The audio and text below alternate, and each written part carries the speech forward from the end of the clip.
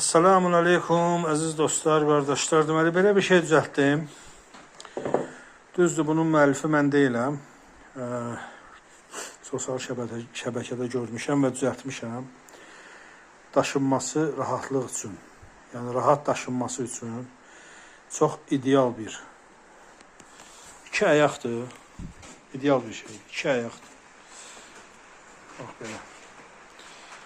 Deməli, baxır indi kim neçə razmer ölçüdə taxta işlədəcək.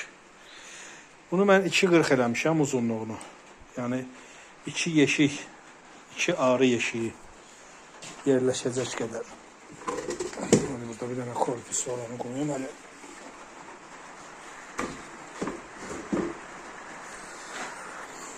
Hə, 2 arı yeşiyini polunu saxlaya bilir. 5'lik taxtadır.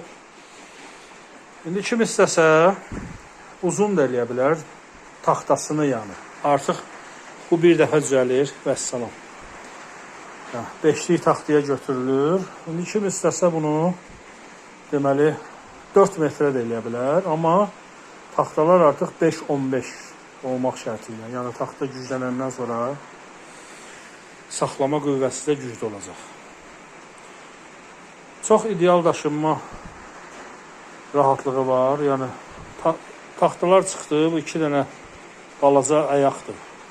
Lap bundan 10 dənə də olsa üst-üstə qoy.